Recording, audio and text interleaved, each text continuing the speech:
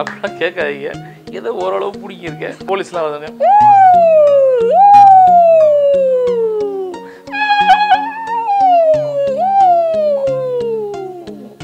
நம்ம ஜோசப் விஜய் அண்ணன் அவங்க எல்லாமே வந்து என்னோட ஒரு வருஷம் சீனியர். ஜோசப் விஜய், அப்புறம் அருண் விஜய், ஜான் விஜய், இப்போது அந்த வரிசையில் நான் ஒரு ஜார்ஜ் விஜய். அது ஒரு 12 NGOக்காக நாங்கள் சப்போர்ட் பண்ணுறோம். அடுத்தது சென்னை ஸ்பெஷல் ஒலிம்பிக்ஸ் வந்து பார்த்திங்கன்னா ஃபிசிக்கலி மென்டலி சேலஞ்ச் பிள்ளைங்களுக்கான ஸ்போர்ட்ஸ். அதுக்கப்புறம் எங்களது வீடியோலாம் பார்த்து தான் நம்ம சிவகார்த்திகேயன் ஐயோ அதெல்லாம் வேறு போட்டு நிறைய நல்ல படங்கள் வந்து வெளியில் ரீச் ஆகாமல் இருக்குது. அருவியும் பார்த்திங்கன்னா ரொம்ப மிகப்பெரிய ஒரு போராட்டத்துக்கு பிறகு ரிலீஸ் பண்ணாங்க 2.0 பண்ணுறாங்க. ஏன்னா நாங்கள் பண்ணுற டைமாக ஓ வா அப்படின்னு பார்ப்பாங்க எல்லாருமே. அதனால வந்து I think we have to be the presentation of time. We have to be on time. We don't have to be so late Mister bond.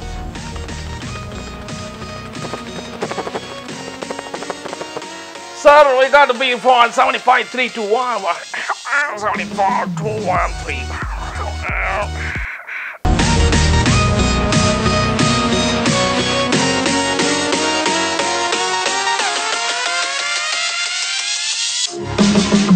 Hi hello net TV for viewers. இன்னைக்கு நம்ம கூட யார் இருக்காங்க அப்படின்னு பார்த்தீங்கன்னா George Vijay. இவர் வந்து நம்மள மாரி படத்தில் வந்து பயங்கரமாக இம்ப்ரெஸ் பண்ணியிருந்தாரு. அதுக்கப்புறம் விக்ரம் வேதால ஒரு மாசான ஒரு ரோல். அவர் தான் இன்னைக்கு நம்ம கூட இருக்காரு. அவரை பற்றி நம்ம என்ன மாதிரி கேள்விலாம் அவர்கிட்ட கேட்கலாம் அப்படின்றத நம்ம ஷோக்குள்ள தான் போய் கேட்கணும். ஆனால் வணக்கண்ணே. வணக்கம். எப்படி இருக்கீங்க? ரொம்ப நல்லா இருக்கேன். நீங்கள் எப்படி இருக்கீங்க? நல்லா இருக்கேண்ணே. ஆனால் எல்லாருக்குமே வந்து இந்த படிப்படி முன்னேற்றம் அப்படின்னு சொல்லுவாங்க இல்லையா? ஸோ நமக்கு வந்து எப்படின்னா மீடியாவில் இருக்க எல்லாருக்குமே எப்படின்னா டெலிவிஷன், அதுக்கப்புறம் வந்து சில்வர் ஸ்க்ரீன், அந்த மாதிரி தான் உங்களுக்கும் இல்லையாண்ணா? ஸோ நீங்கள் வந்து சகல அப்படின்னு சொல்லிட்டு அந்த ஷோவில் ஆரம்பிச்சிங்க. அப்புறம் அது இதில் வந்துட்டு பயங்கரமான ஒரு எல்லாருக்கும் முகம் தெரிய ஆரம்பித்த காலம் அப்படின்னு சொல்லிட்டு உங்களுக்கு அது அந்த ஜேர்னி எப்படின்னா இருந்துச்சு சில்வர் ஸ்க்ரீனுக்கு? கட்டாயமாக வந்து எப்படின்னா அது சேனல் தான் பேஸ். ஆக்சுவலி எல்லாருக்குமே வந்து ஒரு பேஸ்ன்னு பார்த்தீங்கன்னா ஒரு சேனல்லேருந்து வந்து ஒரு எக்ஸ்பீரியன்ஸ் கெயின் பண்ணுறது. இதில் என்னென்னா சகல விசஸ் ரகலன்றது ஒரு மிகப்பெரிய ஒரு பிரம்மாண்டமான ஒரு ஷோ. நிறைய பேர் இப்போ வந்து மறந்துட்டாங்கன்னு நினைக்கிறேன். ஏன்னா காமெடியிலே ஒரு ட்ரெண்ட் செட்டர்னு பார்த்தீங்கன்னா அதுதான். அதில் தான் என்னுடைய ஃபஸ்ட்டு என்ட்ரி. என்னுடைய சீனியர் வந்து எனக்கு அதில் ஒரு வாய்ப்பு கொடுத்தாங்க. அதுக்கப்புறமா தான் காமெடியில் கலக்குவது எப்படி அப்படின்னு சொல்லி ஒரு ப்ரோக்ராம் ஒன்று பண்ணேன் நடுவில். அதுக்கும் நடுவில் காமெடியில் கலக்குவது எப்படின்ட்டு. அதுவும் வந்து என்னுடைய காலேஜ் சீனியர் கொடுத்த ஒரு வாய்ப்பு தான். அதுக்கப்புறம் தான் அது தான் ஒரு மாஸ் ரெகக்னிஷன். மாஸ் ஏன்னா வந்து அது ஒரு மிகப்பெரிய ஷோ. இன்னும் ஸ்டில் ரன்னிங். பயங்கர ஹாட் ஷோன்னு பார்த்தா ஒரு சேனலில் ஒரு மிகப்பெரிய ஒரு ஷோ. அது வந்து ஒரு மிகப்பெரிய ஒரு பேஸாக இருந்துச்சு. ஒரு நல்ல எக்ஸ்பீரியன்ஸ் கெயின் பண்ணக்கூடிய ஒரு இதாக இருந்துச்சு. அதுக்கப்புறம் தான் மீடியாவுக்குள்ளே ஒரு சினிமாக்குள்ளே வரக்கூடிய வாய்ப்பு. ஆனால் அந்த வாய்ப்பு சில்வர் ஸ்க்ரீனுக்குள்ளே நம்ம வாய்ப்பு எப்படி நடந்துச்சு அந்த விஷயம்? இது வந்து அது வந்து ஒரு லக்கு தான். எனக்கு வந்து பார்த்திங்கன்னா ஒரு சினிமாவில் போகணுன்றது ஒரு பேஷன் கிடையாது. ஏன்னா நான் வந்து ஒரு ஈவெண்ட் மேனேஜ்மெண்ட் கம்பெனி ரன் பண்ணிகிட்ருக்கேன். சோஷியல் ஒர்க் ஆர்கனைசேஷன் வச்சுருக்கேன். ஸோ அது மாதிரி நிறையா பண்ணிகிட்டு இருக்கும்போது தான் வந்து மணிரத்னம் ஐயா கூட பேனியன் அப்படின்னு ஒரு ஆர்கனைசேஷனில் வந்து நான் வாலண்டியராக இருக்கேன். நிறைய ஷோஸ்லாம் நேற்றுன்ற நாளை அந்த மாதிரி ஈவெண்ட்ஸில் நிறைய வாலண்டியர்ஸ் பண்ணியிருக்கேன். அப்படி பண்ணிகிட்டு இருக்கும்போது தான் சுஹாசினி மேடமுடைய ஒரு நட்பு கிடச்சிது. அவங்க என்ன வாட்ச் பண்ணிகிட்டு இருந்தாங்க. ஜெயச்சந்திரன் என்னுடைய நண்பர், உங்களுக்கு தெரியும். ஸோ அவங்க வந்து தான் இந்த ரோல் பண்ணியிருக்க வேண்டியது. அவங்க ஆடிஷன் போயிட்டு அதான் சொல்கிறேனே இது லக்குன்னு சொல்கிறாங்க இல்லையா, அவர் வந்து ரெக்கமெண்ட் பண்ணலன்னா எனக்கு இந்த படத்துலேயே நான் வந்திருக்க மாட்டேன். இது இந்த நான் பண்ணுறதுக்கு பதில் என்னோடய நண்பர் இருக்கார். அது வந்து ஒரு ஃபிஷர்மேன் கேரக்டர். அவர் பண்ணால் ரொம்ப நல்லாயிருக்கும்னு அவர் ரெக்கமெண்ட் பண்ணார். ரெக்கமெண்ட் பண்ணதுக்கப்புறம் நான் ஆடிஷன் போய் பார்த்துட்டு தனசேகர்னு ஒருத்தர் தான் என்ன ஆடிட் பண்ணார். அப்படி தான் எனக்கு ஃபஸ்ட்டு டோர் டு கடல். அந்த கடலில் வந்து எனக்கு ஒரு மிகப்பெரிய ஒரு வாய்ப்பு கிடச்சிது. ஒரு ஃபண்டாஸ்டிக் ரோல் அது. கௌதம் கார்த்திகை நான் தான் வளர்ப்பேன். ஆமாம், அந்த கேரக்டர் கிடச்சிது. பார்த்தீங்களா படம்? பார்த்தீங்களா? இல்லை, பார்த்தேன். மணிரத்னம் சார் அப்படின்னும் போது நமக்கு ஆமாம், அது ஒரு மிகப்பெரிய யூனிவர்சிட்டி. அந்த மாதிரி ஒரு வாய்ப்பு எந்த ஒரு நடிகருக்கும் உடனே அமையாது. ஸோ அந்த மாதிரி எனக்கு கிடச்சிது. நாங்கள் புக்கெல்லாம் வச்சுருப்போம் மணிரத்னம் சார் பற்றி. ஓ அப்படியா? ஆமாம். ஸோ எல்லாருக்கும் வர இன்டென்ஸ்க்குலாம் வந்துட்டு புக்கெல்லாம் போகும்போது எனக்கு அனுப்பிச்சுட்ருவோம். நீங்கள் கேட்டால் ஏன்னா நான் ஒன்று அடுத்த படம் பண்ண போகிறேன். அவரை பற்றி இன்னும் நிறைய படிக்கக்கூடிய. ஆமாம் சார், சூப்பர்ண்ணு. விக்ரம் வேதா ஒரு பிரம்மாண்டமான ஒரு படம் தான். ஏன்னா அது எப்படி புது முறையாக இருந்துச்சு. கோலிவுட்டில் இப்படி ஒரு ட்ரை டிஃப்ரெண்ட்டாக இருந்துச்சு. நம்ம விஜய் சேதுபதி அண்ணன் இன்ட்ரோவே வந்துட்டு வேறு லெவலில் இருந்துச்சு. இப்படி ஒரு இன்ட்ரோ இது இருக்கும் கிடையாது இல்லையா? அந்த படம் வந்து டிஃப்ரெண்ட்டாக இருந்துச்சு. எல்லாருக்குமே இது இருக்கும், கோலிவுட்ல இப்படி தான்ப்பா படம் வந்துட்டு இருக்கு, இந்த மாதிரி தான் இருக்கு அப்படின்னும் போது டிஃப்ரெண்ட்டாக இருக்கும்போது மக்களும் அதை வரவேற்றாங்க. நார்மலாக பார்த்தீங்கன்னா மக்கள் வரவேற்க மாட்டாங்க. டிஃப்ரெண்ட்டாக நான் ஒரு படம் எடுக்கிறேன், பிளாக் காமெடி எடுக்கிறேன் ஓடாது. ஆனா இந்த படம் வந்துட்டு பயங்கரமா ஒரு ரீச் ஆச்சு. அதுல வந்து நீங்க ஒரு ரோல் பண்ணிருக்கீங்க. அது எப்படி நான் நடந்துச்சு, அது எப்படி இருந்துச்சு உங்களோட எக்ஸ்பீரியன்ஸ்? புஷ்கர் காயத்ரி அவங்க கூட ஒர்க் பண்ண எக்ஸ்பீரியன்ஸ் எப்படி இருந்துச்சு? புஷ்கர் காயத்ரி வந்து என்னுடைய காலேஜ் ஜூனியர்ஸ் தான். ரொம்ப நாளாக வந்து அவங்க ஓரம் போ படத்துலேருந்து நான் வந்து ரெகுலராக ஃபாலோ அப்பில் தான் இருந்தேன். ஏன்னா படத்துக்குள்ளே வந்துட்டு அதுக்கு பிறகு வந்து கட்டாயமாக நம்ம வாய்ப்புகள் கேட்டால் தான் நமக்கு கிடைக்கும் அப்படின்னும்போது அவங்க கூட ரெகுலராக டச்லேயே இருந்தேன். அவங்களும் கரெக்டாக நான் வரது சொல்கிறேன் அப்படின்னு சொன்னாங்க. விக்ரம் வேதான்னு பார்த்தீங்கன்னா அந்த கேரக்டர் வந்து நீங்கள் சொன்ன மாதிரி பிளாக் காமெடி ஒரு கேரக்டர் தான். ஆனால் வந்து ரொம்ப ரொம்ப அதை எஸ்டாப்ளிஷ் பண்ணலை. ஏன்னா ரொம்ப எஸ்டாப்ளிஷ் பண்ணி அந்த படத்துடைய ஃப்ளோவை கெடுத்துட வேணான்றதுனால அந்த கேரக்டர் ரொம்ப சட்டிலாக தான் ப்ளே பண்ணியிருப்பாங்க. அந்த கேரக்டருக்கு ஒரு 2-3 ஆர்டிஸ்ட் ஆடிஷன்லாம் பண்ணாங்க. அதுக்கப்புறம் தான் என்னை வந்து ஃபிக்ஸ் பண்ணாங்க. அது எப்படின்னா ஒரு டிஃப்ரெண்ட்டான ட்ரீட்மெண்ட் தான் அந்த படத்துடைய என்டையர் டிஃப்ரெண்ட் ட்ரீட்மெண்ட். அண்டு அந்த படமே வந்து இட்ஸ் வெரி பிக் லேர்னிங் தான் நான் சொல்லுவேன். ரொம்ப நல்ல நம்ம எக்ஸ்பீரியன்ஸ். அது நல்ல நிறைய விஷயங்கள் நான் கற்றுக்கிட்டேன். மேடி சார்கிட்ட ஒரு சைட் ஆஃப் லேர்னிங் இருந்துச்சு. விஜய் சேதுபதி சார் கூடயும் அது ஒரு தனி புக்கு. அது ஒரு புக்கு, இது ஒரு புக்கு, 2 பெரிய புக்கை படிக்க வாய்ப்பு எனக்கு கொடுத்தாங்க புஷ்கர். ஆனால் எல்லாருக்குமே வந்து இப்போ மீடியா ஃபீல்டில் இருக்குன்னு பார்த்தீங்கன்னா எல்லாருமே ஒரு கிஃப்ட்டு, சில பேருக்கு ஒரு கிஃப்ட் இருக்கும், அவங்க வீட்டில் சப்போர்ட் பண்ணுவாங்க. நிறைய பேருக்கு அந்த கிஃப்ட் இருக்காது. வீட்டில் வந்து எல்லாரையும் எதிர்த்து அதுக்கப்புறம் போராடி தான் நம்ம மேலே வருவோம். அந்த மாதிரி உங்களுக்கு எப்படி இருந்துச்சு? சப்போர்ட் இருந்துச்சா? ஆமாம், எனக்கு வந்து பார்த்திங்கன்னா படங்கள் வந்து பண்ண போகிறேன் அப்படின்னோடனே வந்து அப்பா அம்மாவுடைய மிகப்பெரிய சப்போர்ட் இருந்துச்சு. அப்பா அம்மா, என்னுடைய சிஸ்டர், ஒய்ஃபுக்கு வந்து சுத்தமாக படமே பிடிக்காது. இது வரைக்குமே பார்த்திங்கன்னா விக்ரம் வேதா தான் பார்த்தாங்க. ஸோ கடலும் பார்க்கல, மாரியும் பார்க்கல. படமே நல்ல பிரமாண்டமான படம். ஆமாம், அதனால் வந்து விக்ரம் வேதா தான் பார்த்தாங்க. அப்பா அம்மாவுடைய மிகப்பெரிய சப்போர்ட் இருந்துச்சு. நான் வந்து ஃபஸ்ட்டு நான் வந்து காலேஜில் இருக்கும்போது சிவில் சர்வீஸ் ப்ரிப்பேர் பண்ணேன். அப்போவும் வந்து அப்பா அம்மா வந்து எதுவுமே சொல்லலை.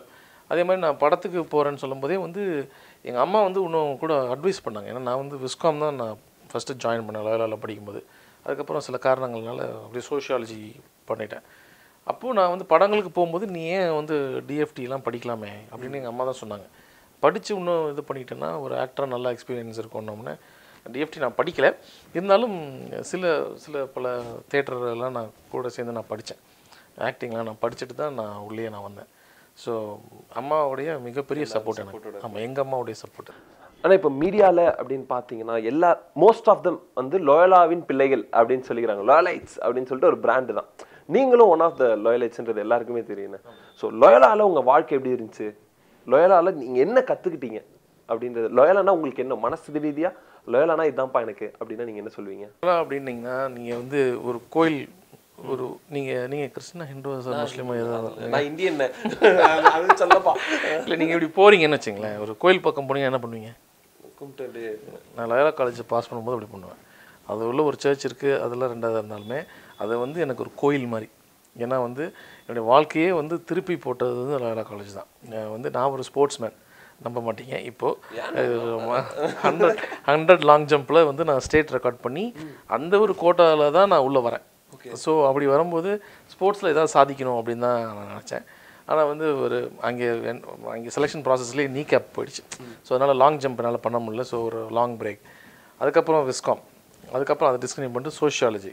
ஸோ இந்த ட்ராவலில் வந்து பார்த்திங்கன்னா நம்ம ஜோசப் விஜய் அண்ணன் அவங்க எல்லாமே வந்து என்னோடய ஒரு வருஷம் சீனியர்.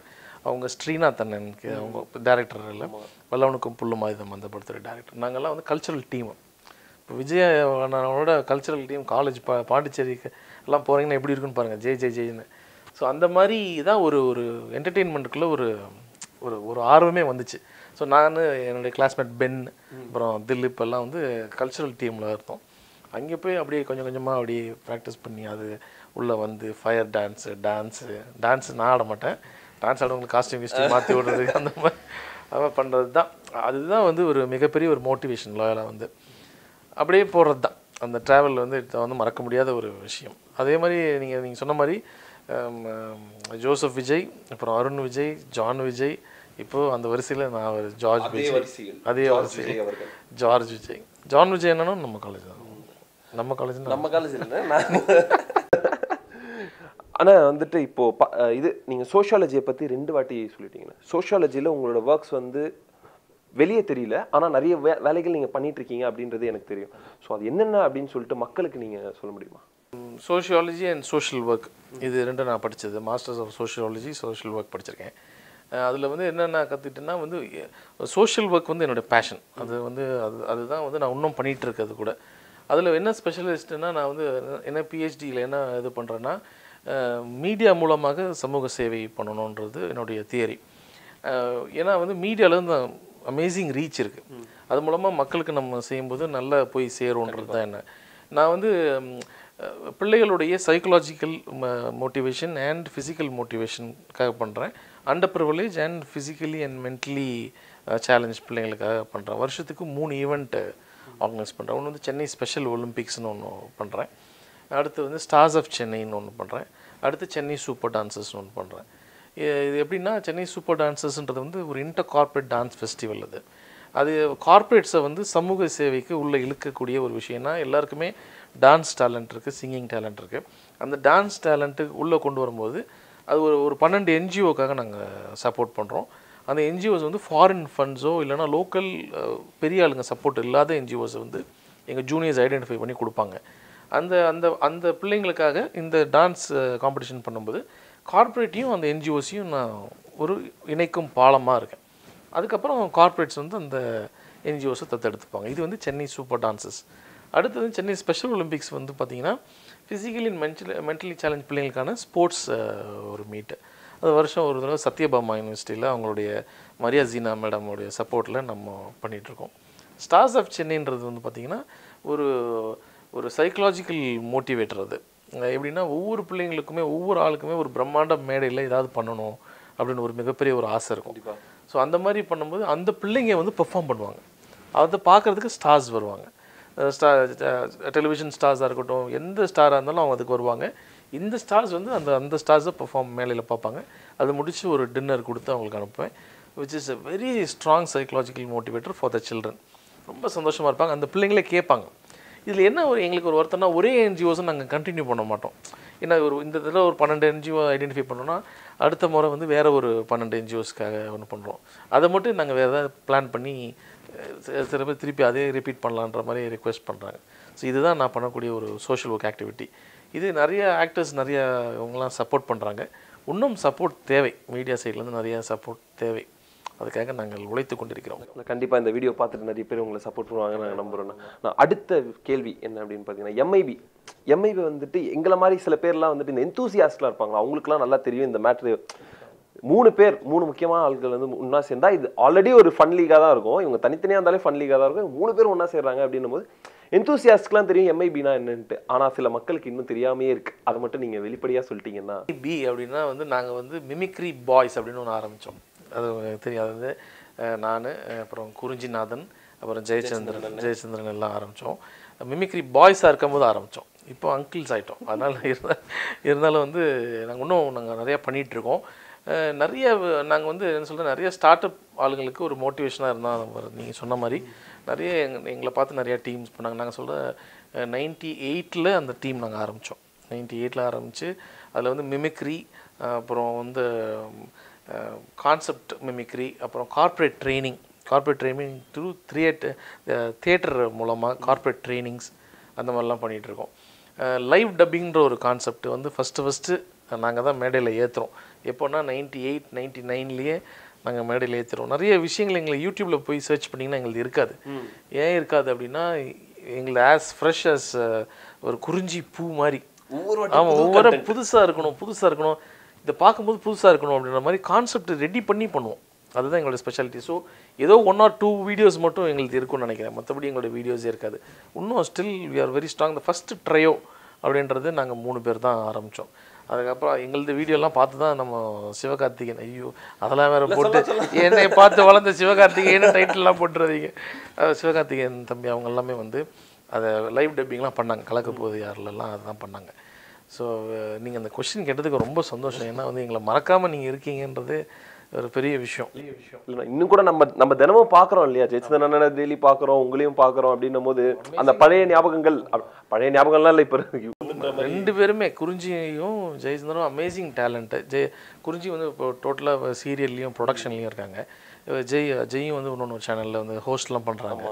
நல்லா பயங்கரமாக இருக்குது, கலர்ஃபுல் ஈவெண்ட். அது ரொம்ப ரொம்ப டேலண்ட், அமேசிங் டேலண்ட். ஆனால் எல்லாருக்குமே ஒரு கோல் இருக்கும்ண்ணா. என் வாழ்க்கையில் இது ஒரு மைல்ஸ்டோன் தான், ஆனால் என் கோல் இது கிடையாது, நான் வந்து சேர வேண்டிய இடம் இன்னும் வேற ஒரு இடம் அப்படின்னும் போது இப்போது வந்து உங்களுக்கு டெலிவிஷன் ஒரு மைல்ஸ்டோனா இல்லை உங்கள் கோல் என்னது?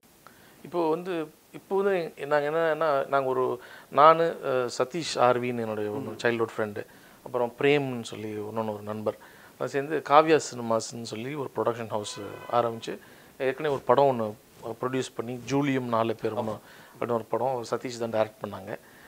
அதே மாதிரி பீச்சாங்கையுடைய ப்ரொடக்ஷன் செங்கல்பட்டு எடுத்தோம். அப்புறம் யாக்கைன்னு சொல்லி ஒரு செங்கல்பட்டு டிஸ்ட்ரிபியூஷன் எடுத்தோம். ஸோ செங்கல்பட்டு மட்டும் தான் எங்களால் இப்போதைக்கு பண்ண முடியுது. ஏன்னா எங்களுதும் வந்து ஒரு வளர்ந்து வர ஒரு கம்பெனி தான். என்ன சொல்ல வரேன்னா, நிறைய நல்ல படங்கள் வந்து வெளியில் ரீச் ஆகாமல் இருக்குது. ஸோ அந்த மாதிரி ஒரு நல்ல படங்களை ப்ரொடியூஸ் பண்ணணும். அதே மாதிரி நல்ல டைரக்டர்ஸ்க்கு நல்ல வாய்ப்புகள் தரணும். நல்ல படங்களை டிஸ்ட்ரிபியூட்டும் பண்ணணும். ஏன்னா டிஸ்ட்ரிபியூஷன் தான் ஒரு டிசைடிங் ஃபேக்டராக இருக்குங்க. ஸோ அந்த மாதிரி படங்களை நிறைய விஷயங்களுக்கு கொண்டு சேர்க்கணுன்றது எங்களுடைய மிகப்பெரிய ஒரு ஆசை. ஏன்னா நிறைய இந்த மாநகரம் மாதிரி படங்கள்லாம் இப்போது கொஞ்சம் கொஞ்சமாக வெளியில் தெரிஞ்சுது. அதே மாதிரி அருவியும் பார்த்திங்கன்னா ரொம்ப மிகப்பெரிய ஒரு போராட்டத்துக்கு பிறகு ரிலீஸ் பண்ணார் அருண். ஸோ அந்த மாதிரி நிறைய படங்களை உடனே கொண்டு வரணும். அது வந்து ரொம்ப பார்க்கும்போது அவுட்டேட்டடாக இருக்கக்கூடாது. ஏன்னா அதுக்காண்டி அவங்க ரொம்ப மணக்கிறாங்க இல்லையா, அதை வந்து உடனே வெளியில் கொண்டு வரணுன்றது எங்களுடைய மிகப்பெரிய ஆசை. சதீஷும் அதை தான் விரும்புகிறாரு. பிரேம் சாரும் நாங்கள் எப்போ உட்காந்து பேசும்போதும் புதுசாக ஆளுங்களை பார்த்துட்டே தான் இருக்கோம். அது நல்ல விஷயங்களை எடுத்து நம்ம பண்ணணுன்றது தான் எங்களுடைய மிகப்பெரிய ஆசை. சூப்பர்ண்ணா. ஆனால் இது எல்லாருக்குமே வந்துட்டு இந்த படத்தில் நான் பண்ணியிருக்கலாமே, இந்த ரோலை நான் இதை விட நல்லா பண்ணியிருப்பேனே அப்படின்னு சொல்லிட்டு ஒரு மைண்ட் இருக்கும், கன்ஃபார்மாக இருக்கும். ஸோ இப்போ ரீசெண்ட் டைம்ஸில் வந்த படங்களில் நீங்கள் வந்து நான் இந்த கேரக்டர் பண்ணியிருந்தேன்னா நான் இன்னும் கொஞ்சம் ஜஸ்டிஃபிகேஷன் பண்ணியிருப்பேன். அவங்க பண்ணது நல்லா தான் இருந்துச்சு, ஆனால் இன்னும் கொஞ்சம் ஜஸ்டிஃபிகேஷன் நான் பண்ணால் நல்லா இருந்திருக்கும் அப்படின்ற மாதிரி நீங்கள் நினச்சிருப்பீங்கல்ல, அது எந்த படம்? ஏன்னா இந்த கேள்விக்கு வந்து நான் வேறு மாதிரி தான் பதில் சொன்னேன். நான் வந்து ஒரு சினிமா ரசிகன். நான் என்னுடைய இதுலேயே போய் பார்த்தீங்கன்னா அப்ரிஷியேட்டர். ஆமாம், அப்ரிஷியேட்டர் தான். நான் வந்து பிளைண்டு ஃபேன். எந்த படமாக இருந்தாலும் நான் வந்து ப்ரொமோட் பண்ணுவேன், எல்லாம் ஷேர் பண்ணுவேன். அந்த மாதிரி நிறைய விஷயங்கள். அதனால் வந்து எனக்கு வந்து இந்த படத்தில் இந்த கேரக்டர் பண்ணியிருக்கலாமா அப்படிலாம் எனக்கு ஒரு இதே கிடையாது. ஏன்னா யார் பண்ணாலுமே அவங்க அந்தந்த கேரக்டருக்கு ஜஸ்டிஃபை பண்ணி தான் பண்ணுறாங்க. ஸோ அப்படின்னும்போது அவங்க எனக்கு இந்த கேரக்டர்னு எனக்கு சொல்ல தோணலை. அதனால் வந்து இந்த கேள்வி பாஸ் பண்ணிடலாம். சூப்பர். ஆனால் இப்போ வந்துட்டு உங்களுக்குன்னு ஒரு இது இருக்குல்லண்ணே, எனக்கு வந்து டெலிவிஷன் தான்ப்பா ஹார்ட் க்ளோஸ், எனக்கு வந்து கோலிவுட் தான்ப்பா ஹார்ட் க்ளோஸ். ஸோ ரெண்டில் எது? இப்போ கூட என்னை வந்து டெலிவிஷனில் கூப்பிட்டா நான் ஓடிடுவேன். இப்போ கூட நான் வந்து என்ன டெலிவிஷன் வேணாம், நீங்கள் சில்வர் ஸ்க்ரீன் மட்டும்தான் பண்ணணும்னு நான் போயிடுவேன் அப்படின்னா எதுக்காக எதை விட்டு கொடுப்பீங்க? இல்லை ரெண்டுமே கண்ணுன்ற? இல்லை, அப்படி கிடையாது. நம்ம எல்லாருக்குமே வந்து சினிமா தான் அல்டிமேட் கோல். ஏன்னா அதுக்கு நான் உள்ள காலடி வச்சுட்டேன். ஸோ டெலிவிஷனில் இன்னும் நிறைய பசங்க இருக்காங்க. வந்து நான் இப்போ புது பசங்கள்லாம் கேபிஐயில் வந்து நல்ல டேலண்ட்டு, குரேஷி, ஆனஸ்ட்ராஜ், தீனா, சரத்து, அந்த மாதிரி நிறைய டேலண்ட் எல்லாமே இருக்காங்க. அவங்க எல்லாமே இன்னும் நிறைய பண்ணி அவங்களும் திரைப்படங்களுக்கு வந்துட்டாங்க. அவங்களும் அது ஏன்னா டெலிவிஷன்லேருந்து நான் மூவ் ஆன் பண்ணி வந்துட்டா புது டேலண்ட்ஸ்க்கு நம்ம வாய்ப்பு கொடுக்கணும். நம்மளும் போய் டெலிவிஷன்லேயே போய் உட்காந்துக்கிட்டோம்னு வச்சுங்களேன், அந்த பசங்களுக்கு நமக்கு வாய்ப்பு வராது. அதனால் வந்து cinema is ultimate goal. So டெலிவிஷனை விட்டு கொடுக்கணுன்னாலும் நான் விட்டு கொடுத்துருவேன், அது வந்து பிரச்சனை இல்லை. சினிமா போயாச்சு, சினிமாலேயே இன்னும் போகணும், அடுத்த டைரக்ஷன் பண்ணணும். ஸோ அந்த மாதிரி கனவுகள் தான் அப்படியே போயிட்டு இருக்கேன். சூப்பர்ண்ணா. டைரக்ஷன் நமக்கு கொஞ்சம் சான்ஸு, ப்ரொடியூசர் சூப்பர்ண்ணா பண்ணிடலான்னு. ஆனால் டெலிவிஷன் சினிமா ரெண்டும் வேறு ஒரு போல்ஸ், துருவங்கள் அப்படின்னு சொல்லலாம். இந்த ரெண்டுத்துக்குமே நமக்கு டைம் கன்ஸ்ட்ரெயின்ட் பயங்கரமாக இருக்கும். மீடியா பர்சன்ஸ்னாலே அவங்களுக்கு டைம் தான், சரி 24 மணி நேரம் தான் இருக்கே, 25 மணி நேரமாக இருக்கக்கூடாதா அப்படின்னு ஃபீல் பண்ண ஆட்கள்லாம் சில பேர் இருக்காங்க. ஸோ நீங்கள் வந்து எப்படி அதை மேட்ச் பண்ணுறீங்க, ரெண்டு டைமே எப்படி ஹேண்டில் பண்ணுறீங்க? சினிமா பொறுத்த வரைக்கும் டேட்ஸ் கொடுத்துட்டா அதை வந்து மாற்றுறதுக்கு வாய்ப்புகள் கிடையாது. ஏன்னா வந்து சினிமா இஸ் ஹீரோ பேஸ்டு இது தான். ஸோ ஹீரோவோட காம்பினேஷன் இருந்து அந்த டேட்டுன்னு கொடுத்துட்டாங்கன்னா அதில் ஃபிக்ஸ் ஆகிக்கணும். டெலிவிஷன் வந்து அதுக்கேற்ற மாதிரி அவங்க அட்ஜஸ்ட் பண்ணிக்கிறாங்க. எப்படி சொல்கிறதுனா, இப்போ அந்த டேட்டில் நம்ம இல்லைன்ற பட்சத்தில் வந்து அவங்க நம்ம இல்லாமல் போயிடுவாங்க. இப்போது நம்ம 4 ஜட்ஜு உட்காடுறாங்க, 4 ஜட்ஜஸில் ஒருத்தங்க சினிமாவில் இல்லைன்னா அதுபோல் வேறு கெஸ்ட்டு உட்காடுறாங்க இல்லையா, அது மாதிரி தான். ஸோ டெலிவிஷன் வந்து கொஞ்சம் அட்ஜஸ்டபிள் தான், அவங்க எப்பயுமே அட்ஜஸ்ட் பண்ணிக்கிறாங்க. இப்போ சீரியல்ஸில் தான் கொஞ்சம் கஷ்டம், அவங்களுக்கு கட்டாயமாக கஷ்டம். மற்றபடி பை காட்ஸ் கிரேஸ் நான் சீரியல் இன்னும் பண்ண ஆரம்பிக்கல. மூவிஸ் தான், மூவிஸ் டேட் இதை பொறுத்து தான் டெலிவிஷனுடைய இதுவுமே நம்ம பண்ணுறோம். Call sheet. ஆமாம். சூப்பர். ஆனால் ஃப்யூச்சரில் என்னென்ன ப்ராஜெக்ட்லாம் நாங்கள் எதிர்பார்க்கலாம்? அவங்கள பார்க்கணுன்னு ஆசைப்பட்றாங்க எல்லாரும். அவங்க வந்துட்டு இந்த படம் போய் பார்ப்பா, இந்த படத்துக்காக நீங்கள் வெயிட் பண்ணுங்க அப்படின்னு சொல்லுவீங்கல்ல. ஸோ இப்போ வந்து தமிழ் படம் 2.0 பண்ணுறேன். அப்புறம் மணிரத்னம் சாரோட படம் அடுத்த ப்ராஜெக்ட், இன்னும் அன்னியன் மூவி அது அதுக்கப்புறம் தீண்டா நகரம்னு ஒரு ப்ராஜெக்ட் போயிட்டுருக்கு. அதுக்கப்புறம் எல்லாம் மேலே இருக்கவன் பார்த்துப்பான் அப்படின்ற ஒரு ப்ராஜெக்ட் போயிட்டுருக்கு. ஸோ இந்த 4 படங்கள் தான் இப்போதைக்கு ப்ரெசண்ட்டு. அதுக்கப்புறம் ஃப்யூச்சரில் எல்லாம் மேலே இருக்கவன் பார்த்து பண்ணுற மாதிரி ஆல் காட்ஸ் வில். அதுக்கப்புறம் என்னோடய ட்ராவல் எப்படி இருக்குன்னு தெரியல. ஆமாம், இந்த 4 படங்களும் பிரம்மாண்டமான வெற்றி அடையணும் அப்படின்னு சொல்லிட்டு நாங்கள் எல்லாருமே வேண்டிக்கிறோண்ணே. நன்றி, சூப்பராக thank you for being a sport அப்படின்லாம் சொல்லக்கூடாது இல்லை. ரொம்ப நல்லா இன்டர்வியூ பண்ணீங்க. இன்னும் நீங்கள் பல நடிகர்களை இன்டர்வியூ பண்ணணும். இன்னும் உங்களை பார்த்தாலே ஒரு வருங்கால நடிகர் மாதிரி இருக்கீங்க. நம்ம படத்தில் நடிக்கணும். நம்ம கட்டாயமாக இன்னும் வெள்ளித்திரையில் நம்ம இன்னும் சந்திக்கிறோம். இதெல்லாம் நீங்கள் சொன்னீங்கல்ல, இதெல்லாம் எடிட்டில் தூக்கிடுவாங்க. கட்டாயமாக தூக்கிறாங்க, தயவுசெய்து தூக்கிறாங்க. தம்பி அவருடைய வாழ்க்கை பிரச்சனை. ஆனால் நீங்கள் வந்து ஒரு மிமிக்ரி ஆர்டிஸ்ட் அப்படின்றது எல்லாருக்குமே ஒரு தெரிஞ்ச விஷயம் தான். உங்களுக்கு வந்துட்டு எனக்கு இந்த வாய்ஸ்லாம் அப்படின்ற மாதிரி எல்லாருக்குமே ஒரு வாய்ஸ் இருக்கும் இல்லையா? எடுத்தோடனே தம்பி மிமிக்ரி பண்ணுப்பா அப்படின்னோடனே அதான் இந்த வந்துட்டேன் அப்படின்னு சொல்லிட்டு ஒரு வாய்ஸ், ரெடிமேடாக ஒரு வாய்ஸ் வச்சிருப்போம் இல்லையா? அந்த வாய்ஸை மிமிக்ரி பண்ணி காட்ட முடியுமாண்ணே? இல்லை, உங்கள் அளவுக்கு எனக்கு மிமிக்ரி என் அளவுக்கு வெரி குட். சொல்லுங்கண்ணே. மிமிக்ரியிலே வந்து நிறைய அண்ணங்க எல்லாம் இருக்காங்க, பெரிய பெரியவர்கள்லாம் மிமிக்ரி அவங்கெல்லாம் பார்த்து தான் வந்தோம். ஆனால் வாய்ஸ் நான் வந்து வாய்ஸ் ஸ்பெஷலிஸ்ட் கிடையாது. ஏன்னா ஜெயச்சந்திரன் குறிஞ்சி தான் பெஸ்ட் இன் வாய்ஸு. இன்னும் கூட சொல்லுவேன், இப்போ கூட வரவங்கள கூட அதுக்கப்புறம் ஜெயச்சந்திரன் குறிஞ்சிக்கு அப்புறம் நான் இப்போ பார்க்குறது ஆனஸ்ட் ராஜ் தான் நான் பார்க்குறேன். அந்த மாதிரி நான் வந்து இந்த சவுண்ட் எஃபெக்ட்ஸு அந்த மாதிரி ஸ்பெஷலிஸ்ட்டு. ஸோ அந்த மாதிரி தான் ஓபி அடிச்சிருக்கேன் ஜெயச்சந்திரன் கூட. ஏதாச்சும் பண்ணி காமிச்சிங்கன்னா பண்ண மைக்கெல்லாம் தெரிச்சிரும். பரவாயில்ல, நாங்கள் புது மைக் காமிக்கிறேன். அந்த மாதிரி அந்த இங்கிலீஷ் வாய்ஸு அந்த மாதிரிலாம் நான் ரொம்ப. யார் வாய்ஸ்ண்ணா இங்கிலீஷில்? யார் வாய்ஸ்லாம் தெரியாது, ஏதோ இங்கிலீஷ் வாய்ஸு. ஏன்னா நாங்கள் பண்ணுற டைம்லாம் ஓ வா அப்படின்னு பார்ப்பாங்க எல்லாருமே. அதனால வந்து இல்லை, இப்போயும் அப்படி தானே பார்த்துட்டு இருக்காங்க. நான் தான் பேர் கிரில்ஸ். முன்னாடிலாம் வந்துட்டு தமிழாக்கம் இல்லை, தமிழ் ஆளுங்களாம் இங்கிலீஷில் பேசும்போது பார்ப்பாங்களா? இப்போலாம் இங்கிலீஷ் ஆளுங்களை தமிழ் பேசிட்டு அவ்வளோ ஆர்வம் உங்களுக்கு. எனக்கு அதுலேயும் ஸ்கோப் எல்லாம் நான் நினைக்கிறேன் இதுதான் பெரிய முதல்ல நினைக்கிறேன். அது மேலே ஏறி நடக்க போகிறாங்க. வா வா வா லைவ் இதெல்லாம் கலக்குறீங்களே நீங்கள், பயமாக கலக்குறீங்க. நான் பண்ணும்போது பார்த்தீங்கன்னா, இப்போ ஃபார் எக்ஸாம்பிள் இப்போ வந்து இந்த ஒரு கான்ஃபரன்ஸ் ஹால்னு வச்சுங்களேன். கான்ஃபரன்ஸ் ஹால்னால் கட்டாயமாக ஒரு வயசான ஒரு தாத்தா இருக்கும். ஒரு இங்கிலீஷ் படத்தில் ப்ரெசன்டேஷன், அப்போ இங்கிலீஷ்லேயே நாங்கள் பேசுவோம். I think you have to be the presentation on the time, you have to be on time please, you don't have to be so late Mister Bond அப்படின்னு. இப்போ எங்கே அந்த ஸ்கோப் இருக்குது? அதே தமிழாக்கம் பண்ணியிருந்தாங்க. நான் நினைக்கிறேன் நீங்கள் லேட்டாக வந்துட்டீங்கன்னு நினைக்கிறேன் பாண்ட் அப்படின்னு சொல்கிறாங்க. ஸோ அந்த மாதிரி ஸ்பெஷல் எஃபெக்ட்ஸு சில நிறையா விஷயங்கள்லாம் நான் பண்ணுவோம். இப்போ கூட நாங்கள் கார்ப்பரேட் ஆன் ஸ்டேஜ்லலாம் நாங்கள் பண்ணுறோம். நான் ஜெய் குறிஞ்சி எல்லாமே பண்ணுறோம். இது வந்து தமிழாக்கமாக்கிட்டாங்க இப்போ பண்ணுற பசங்க. ரொம்ப தமிழகமாக்கிட்டாங்க. சின்சான் கூட வந்துட்டு சைனீஸ் சீரீஸை கூட தமிழில் போட்டால் தானே பார்க்குறாங்க. அது வந்து தம்பி கூட ஒரு இன்டர்வியூ பயங்கர லைவாக இருந்துச்சு. அந்த தம்பியோட இன்டர்வியூ ரொம்ப நல்லா இருந்துச்சு. அதெல்லாம் சரி, ஒரு சின்ன கிளிப்பெட்ஸ் பைட்ஸ் மாதிரி ஏதாச்சும் பண்ணி காமிச்சிங்கன்னா. ஃபார் எக்ஸாம்பிள் இப்போ வந்து ஒரு ஹெலிகாப்டர் வருது. ஹெலிகாப்டர்லேருந்து ஒரு இது வயர்லெஸ் எல்லாம் நான் பெருமையாக சொல்லிக்கூடாது. இந்த வயர்லெஸ் சவுண்ட்ஸ் எல்லாம் அந்த மாதிரி எல்லாம் நாங்கள் எடுப்போம். நாங்கள் தான் எடுத்தோம். அந்த மாதிரி எப்படின்னா வருதுன்னு வச்சுங்க, ஒரு ஹெலிகாப்டர் வருது, இங்கேருந்து ஹெலிகாப்டரில் இருக்கவங்க பேசுகிறாங்க அப்படின்னா எப்படி இருக்கும் அப்படின்னா, நீங்கள் காதில் எடுத்துருங்க அப்படின்னா பாருங்கள்.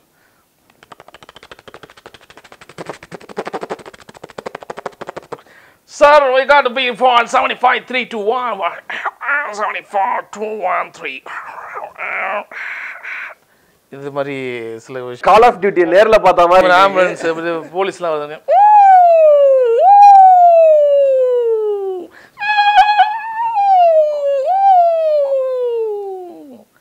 நின்றுச்சு போலீஸ் வண்டி. அதுலேருந்து அந்த மாதிரிலாம் நிறைய விஷயங்கள்லாம் பண்ணுவோம். இதே காலேஜில் படிக்கும்போதே நாங்கள் சப்போஸ் பைக்கில் போனோம்னு வச்சுங்களேன், வண்டிலாம் வழி விட மாட்டாங்க. அப்போ போலீஸ் மாதிரி நம்ம பயங்கரமாக காலேஜ் போனோம். வண்டி போலீஸ் வருது, வரும்போது டிராஃபிக்கில் மாட்டினேன். இனிமேல் நான் இதை ஃபாலோ பண்ணுறேன். ஸோ இப்போ வந்து இன்டர்வியூ பயங்கர ஃபன்னாக இருந்துச்சுண்ணே. எல்லாருக்குமே வந்து பிடிச்சிருக்கும் அப்படின்னு நினைக்கிறேன். ஸோ இந்த வீடியோ வந்து உங்களுக்கு பிடிச்சிருந்ததுன்னா லைக் பண்ணுங்கள், ஷேர் பண்ணுங்கள், தயவுசெய்து கமெண்ட் பண்ணுங்கள். ஏன்னா நிறைய விஷயங்கள் நான் உங்களுக்கு ஷேர் பண்ணியிருக்கேன். நீங்கள் கமெண்ட் பண்ணிங்கன்னா அதை நான் உங்களுக்கு பதில் சொல்கிறேன். அசிங்கமாக தயவுசெய்து திட்டிடாதீங்க. ஏன்னா வந்து நான் ஷேர் பண்ணணும் இந்த வீடியோவை. தயவுசெய்து நல்ல நல்ல விஷயங்கள் சொல்லுங்கள், பரவாயில்ல, ஓப்பனாக சொல்லுங்கள், திட்டாதீங்க. ஏன்னா நிறைய விஷயங்கள் நான் பார்க்கும்போது என்ன பெரிய ஒரு பிடிங்கியா அப்படிலாம் கேட்காதீங்க.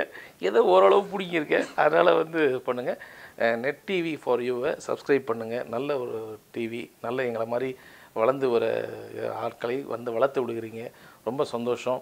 தம்பி அடுத்த இன்டர்வியூ நான் இந்த தம்பியை இன்டர்வியூ பண்ணணும். நன்றி, ரொம்ப நன்றி.